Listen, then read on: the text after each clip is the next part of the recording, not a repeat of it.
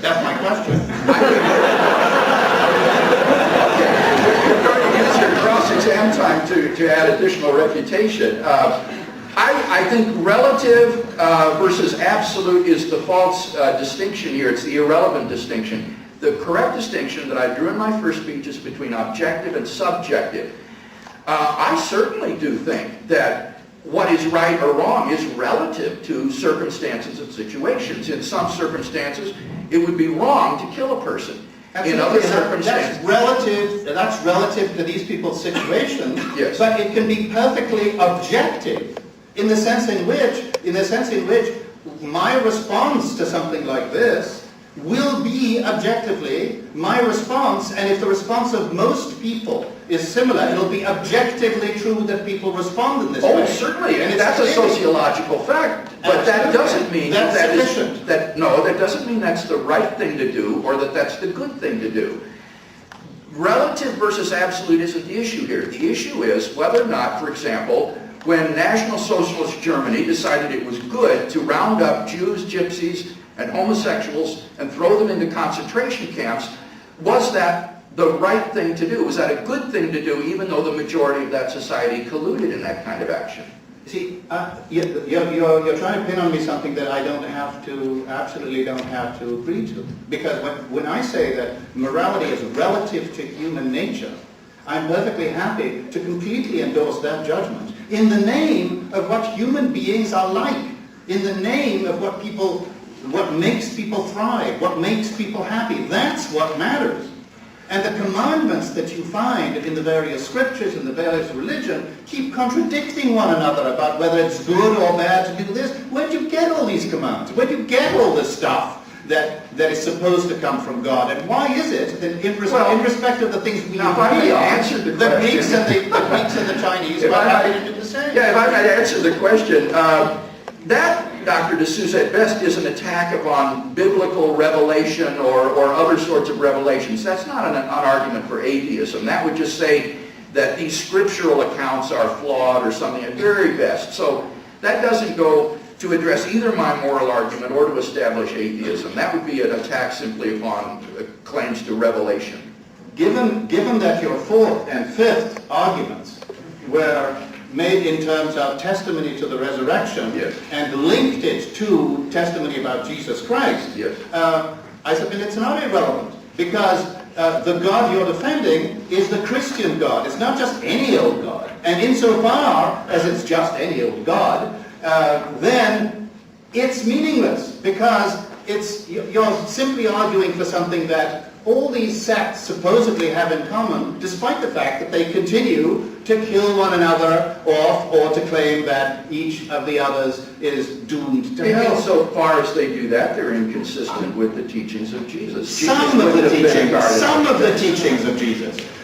You said that I didn't do any textual analysis. I had 20 minutes. I gave you a couple of quotations. There are lots of quotations you can find from the Bible that say this, and lots of quotations that say exactly the opposite.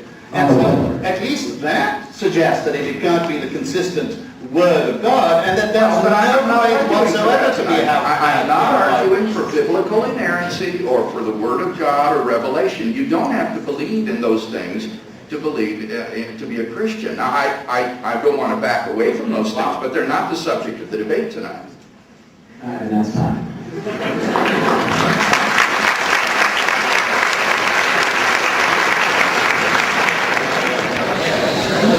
Well, I promised you it would be elucidating and entertaining evening, didn't I? And I think that's certainly been true.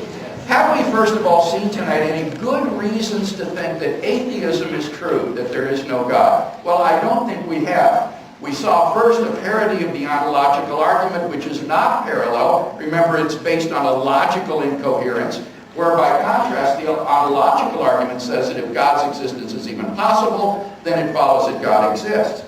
Secondly, we saw an argument based on evil and imperfection in the world, and I challenged Dr. De Sousa to show us what hidden assumptions or premises he is making that would serve to bring out the contradiction between God and evil. In fact, no atheist has ever been able to do this, so I'm confident he won't be able to identify those premises tonight.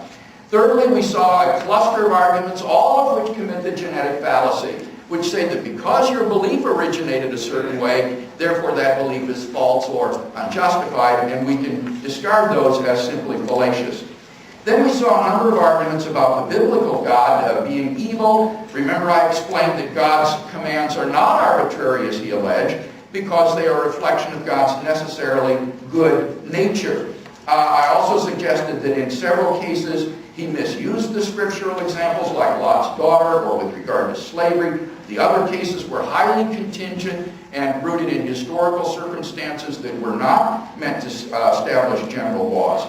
And he hasn't responded to that yet. Finally, with regard to life being better as an atheist, remember I showed from Alan Brooks' sociological studies and many others that in fact it is not true that secularists are more charitable, more generous people than religious people. In fact, quite the opposite. So when you think about all those arguments and ask yourself, do any of those prove that God doesn't exist? Well, the answer is clearly no. They may have some emotional force or rhetorical force, but none of them issue in the conclusion justifiably that therefore God does not exist. Now, what about my arguments? Did they fare any better? First of all, my argument based on the origin of the universe. Notice that Dr. De Sousa does not deny the premise that whatever begins to exist has a cause. Do we have good reason to think the universe began to exist? I think we do. First, philosophically, I showed that the idea of an actually infinite number of things leads to self-contradictions.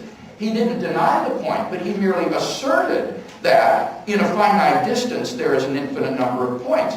But under cross-examination, he admitted that he is assuming that that is a densely ordered series of points. In other words, he's begging the question. That is controversial, and I would argue that in fact there are not an infinite number of points in any finite distance. They're merely potentially infinite.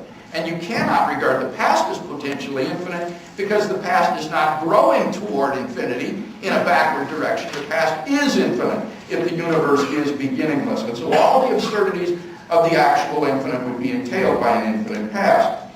As for the scientific arguments, the only response I saw was, well, maybe there are laws outside of space-time that cause the universe to come into being. That can't be the explanation because scientific laws are just descriptions. They're abstract objects. They're propositions at best, and they don't stand in causal relations. You have to have an actual entity with causal powers which can bring the universe into being. Now he asserts, but this is not explanatory to call this God. Notice again, I have a deductive argument. If the two premises are true, the conclusion is inescapable. Whether you think it's explanatory or not, so long as those premises are true, and we've seen good evidence for both of them, the conclusion follows inescapably. And I think it isn't a characterless object that we've inferred to. I said, by the nature of the case, we infer to an uncaused, beginningless, timeless, spaceless, personal being of unfathomable power which created the universe. So this is definitely an explanatory entity. This is a personal, uncreated mind which brought the universe into being. The real reason Dr. De Sousa doesn't like it isn't because it's not explanatory, it's because it's theistic. It sounds like God.